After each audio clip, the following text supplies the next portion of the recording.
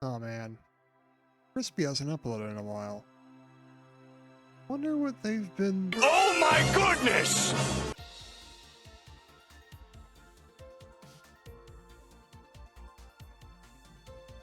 Okay, just so we're not staring at a black screen with text and images, I've got my VTuber model here that'll jump around the screen every once in a while. Hope you don't mind her staring into your soul. She doesn't have any blink frame. We cool? Cool. I fully believe the last good Windows OS was 7. I rode that shit all the way to the end of life date and then reluctantly installed 10. And by then, 10 had been out for literally 5 years. Shoutouts to the 0.1% of you still on 7 on Steam, by the way. I figured that 5 years was enough to get all the dumb shit Microsoft was trying to do with it. You know what? It was at least tolerable? It was certainly miles better than whatever the fuck Windows 8 was. So that brings us to Windows 11. With 10's end of life coming in October, or at least the time recording this voiceover anyway, with all the bullshit fuckery that just is 11, I've decided I'm not going to do that. I shouldn't have to use an online account to use an OS. I shouldn't have to have some arbitrary hardware list that Microsoft deems acceptable to run the OS. And I don't want Copilot and Recall. I don't want all the telemetry. Yeah, I know, I can just use one of the dozens of debloat and registry hacks that remove all that shit, but my point is, I shouldn't have to. I shouldn't need to fix Microsoft shit because I don't like it. Then brings up the point of, well, just use something else. Goddamn right I'm going to.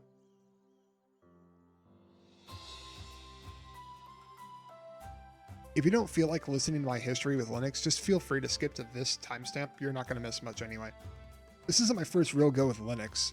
Back when I was super into TF2, Valve released TF2's official first build of Linux. I wiped Windows and everything off my system entirely, then installed Ubuntu like they'd recommended. It literally took all night to install TF2 since it would go from 30 kilobits a second to stop, 30 kilobits a second to stop, 30 kilobits a second to stop.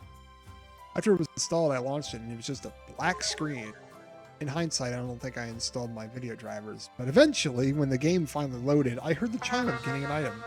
Once that was done, I wiped Ubuntu off my system, reinstalled Windows and TF2 in under span of like an hour. And when I finally logged back in, I got my little tux. Too bad I can't trade it or put it in the market.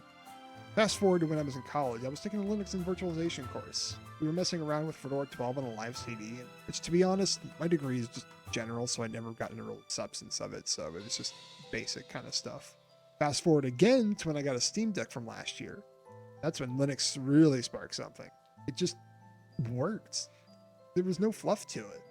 It was a machine designed for one thing, and it did it well. Not to mention, TF2 actually ran on the thing. It's going to be a bit of a controversial statement, but I used Archinstall. That out of the way, anyone actively using Arch already, you really need to stop fucking gatekeeping Arch with, oh, read the wiki and install it. Let's be perfectly clear about this. Telling someone to RTFM on a wiki, where you have to go through rabbit hole after rabbit hole for everything about the installation, isn't going to get them to use the OS. Archinstall is just fine if you want an install. Hot takes aside, the installation went fine. I picked KDE since it's the one Steam Deck uses and I'm already mildly familiar with it already.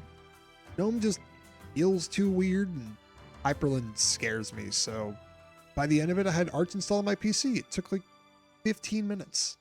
Now let's get to the actual part of the journey to get all my shit working.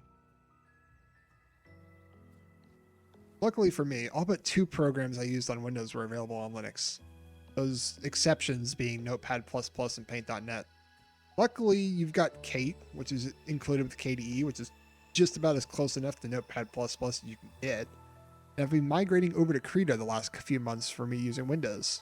So mostly getting all my programs is just a bunch of sudo pacman s insert program here. Firefox, Steam, OBS, Discord, DaVinci Resolve.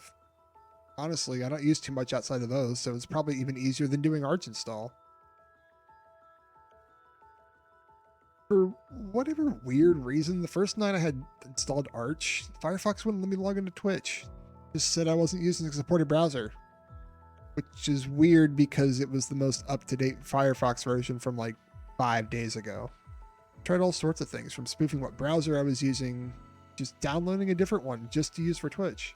The next day after rebooting, it just let me in, so it worked out in the end, really. Another weird thing is that the Google tap to approve login notifications weren't showing up on my phone, but eventually that just went away with time, so I'd imagine it was just some kind of glitch, I guess. Okay, let's be real here. OBS on Linux is completely gimped compared to Windows. By default, you don't have Virtual Cam, you don't have application audio capture, service integration for your docs, or even custom browser docs and sources. Let's talk about all those in order. So in order to get Virtual Cam, you'll need to run these commands with pacman. Don't worry, I'll have every command I use linked in the description. You just easy copy paste if you ever need to use it. Reboot your system and there. Simple. For application audio capture, there's this link. Extract it, put it in your plugins folder, and you're fine. Your plugins work exactly the same way they do in Windows. Just drag them into a folder. Note that this only really works with Pipewire, which you should be using anyway since it emulates Pulse Audio. So now service integration and custom browser docs. Both of these are affected by the same thing. It's the Chromium Embedded Framework, or CEF. For whatever reason, there's some kind of bug where it doesn't work in Wayland. I'm not sure if you use X11 it might work. So, side note. Wayland and X11 are how your Linux distro display your windows to you. I'm massively oversimplifying these, but I am not the person to go to if you want to know more about this. Browser sources are kind of a big deal for me. A lot of my stream uses it, like my starting screen, my ending screen, my on-screen chat, the alerts, they're all using browser sources. Without those, it's just not my stream. So buckle up, there's a little bit of a journey to get to this one. So Arch has the benefit of using something called the Arch User Repository, or the AUR. It's basically just another package manager, but with Arch users maintaining the software instead of actual developers. My favorite way of interfacing with the Arch User Repository is called Yay. You'll need to do this command, and you'll be able to download a whole bunch more stuff that pacman doesn't offer. There were two different AUR packages for OBS that seemed like they could help. One of them being OBS Studio Titan 652 and OBS Studio Browser. I tried yaying them, but they both errored out with packages not liking the newest version of some required package or whatever. Outside of that, it just displays a massive screen of errors. I was about to concede redoing all my stream screens. Until I tested out a few different distros while experimenting before I went with Arch, one of them being CachyOS. CachyOS has their own repos maintained differently outside of the AUR and pacman, and it turns out that they also had an OBS Studio browser package. Luckily, I had a CachyOS installed on a laptop I was using for distro hopping, and it turns out the Cachy Repo version of OBS Studio Browser downloads and installs without any issues. So I can just add the Cachy Repo to Arch, right? Damn right! This page tells you how to add the Cachy Repo to Arch. One yay command later to install from the Cachy Repo, and boom! I've got my browser sources back. Well, that was a bit of a trip to get something set up. I really hope there isn't anything else like that.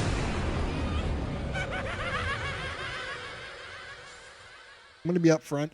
Do not use the free version of DaVinci Resolve on Linux.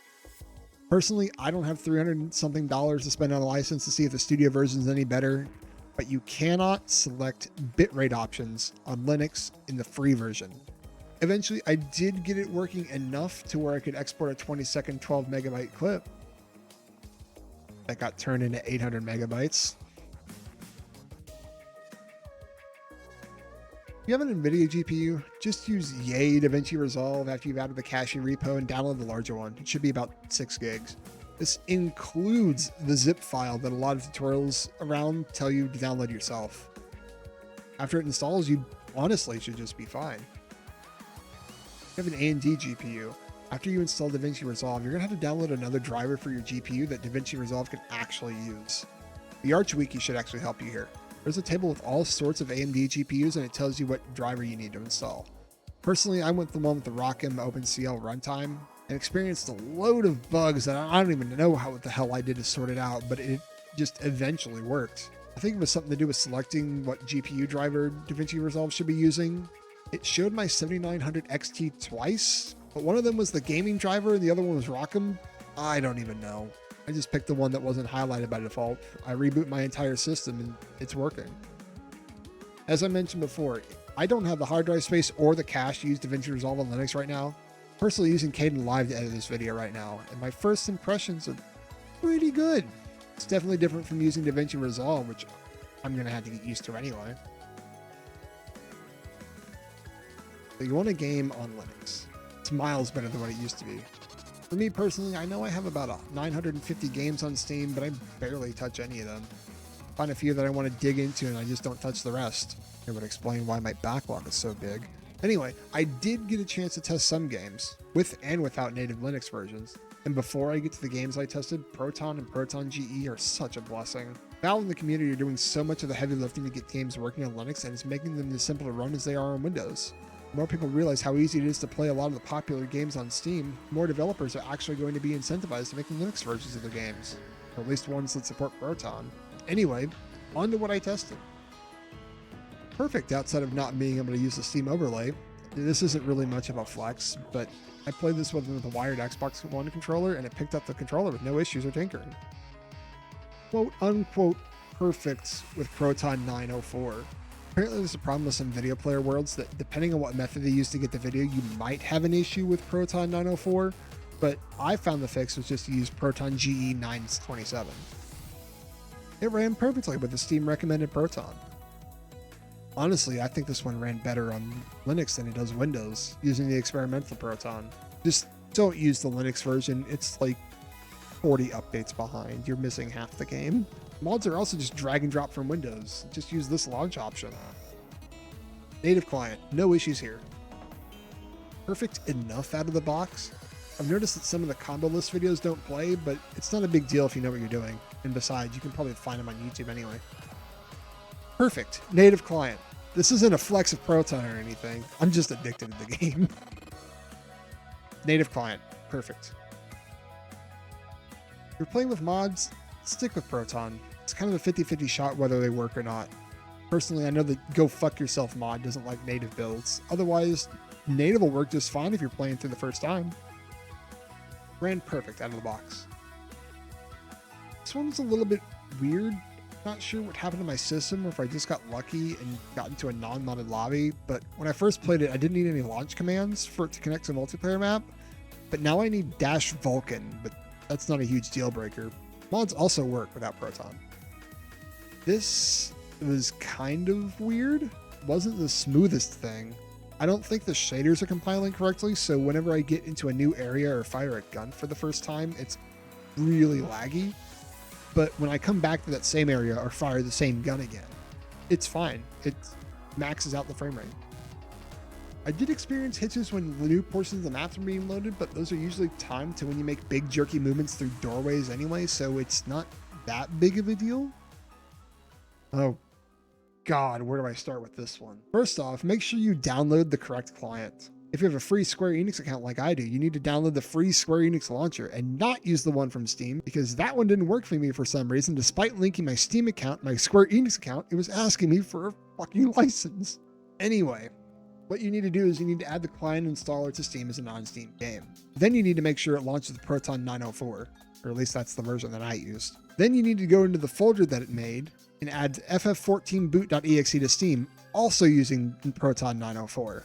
Which it now uses to try to launch the client. Do not let it install WebView 2. It'll say it needs to install, but then you'll have a window that you can actually close it, and then it'll default to launching a simple client and you can just download the game. How does it run?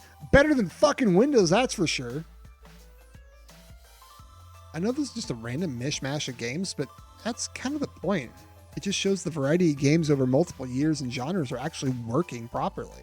If you're wanting to game on Linux, your new best friends are going to be ProtonDB and Are We Anti-Cheat Yet? ProtonDB has a massive database of reports from users of all sorts of distros and hardware configurations, and even Steam decks that are basically in the community helping each other to get these games working or warning what to expect if it's not a perfect experience. Are We Anti-Cheat Yet is the same, but for games that use anti-cheat that may or may not be compatible with Linux. Now that we got through all the fun stuff that people would actually want to use Linux for, I'm going to rapid fire dive into a few niche things that I had on my Windows system that you may not have, but it could help you if you do, so stick around if you need it. First of all, that being said, I do like to study Japanese, and it would be nice to practice whenever I can. This is one of the first things I tackled after freshly installing Arch. There was no real easy way on KDE to support multiple keyboards, but this video by Brodie was the way to go. Brodie's a godsend if you're trying to switch to Linux. Go check him out, honestly. He kind of glossed over the environment variables part, which was especially frustrating since I wasn't using Fish. So for everyone using Bash, your environment variables are actually here. That being said, following the video and actually knowing where your variables go, it works just about everywhere I can want it to besides Discord and Steam. With Discord, it's a bug with Electron. And Electron's just the way they interface the web app with an actual application, so until that's fixed, you can't really do much about it. Depending on how much storage you have in Windows, this might apply to a few more people than I thought. So if you have a lot of data you don't want to lose, make sure you either have a backup of it somewhere or have a spare drive as large as your largest drive, because this can get a little bit time consuming. On my Windows install, I had quite a few drives. A 2TB NVMe drive partitioned into 256 gigs for Windows and 1.75 terabytes for games. A 1TB drive to record on from OBS, another 2TB drive for dumping my rendered videos from DaVinci Resolve onto, and another 2TB drive just for games. I decided the game drive would be the master transfer drive since I could just re-download anything on there. Linux can read NTFS, but it can't write to it without fucking up whatever's there. Thus began the process of formatting the drive to ext4. In reality, it's not that bad, just a few commands with fdisk. Anyway, once the drive was turned into ext4, I transferred the contents of the recording drive to the 2TB ext4 drive. When that was done, I made the 1TB recording drive into ext4 and then transferred everything back. And I just repeated this whole process for my 2TB video dump drive. After all this was done, I found out about GNOME discutils, which would have made the whole formatting and partitioning thing a hell of a lot easier. But it was nice to know about the terminal commands to do it myself. Although discutils did help out with trying to auto-mount the drives when booting, it saved me a lot of trouble and possibly the headache of typing something in wrong. Elgato really doesn't like Linux. As far as I can tell, only their USB capture cards work with Linux, and seeing how their Stream Deck software only works with Windows, I needed to find a version for Linux. I tried a few, but the one that worked best for me was OpenDeck. I don't have everything I had since I'm still setting it up, but it's about as close to Elgato software as I could find. I'm kind of upset that LiveSplit doesn't have a Linux version. You could say that, oh, LiveSplit 1's the version for you, but it really isn't. For one, it's just a web page. You don't have all the customization you do with actual LiveSplit, and you don't have the ability to hook into games to use autosplitters. That's when I found Earn. It's about as close as I could find. The only thing being that creating splits is the most time-consuming thing since it's all done in a text editor. Not only that, but I'm not sure if it's just a me thing or not, but the skins that they link to don't work half the time for me. Nothing's wrong with the default layout, but it'd be nice to do something other than a text editor since you edit everything with CSS. Now, I would like to think that past me picked VideoTube on Windows because I knew I was going to migrate to Linux.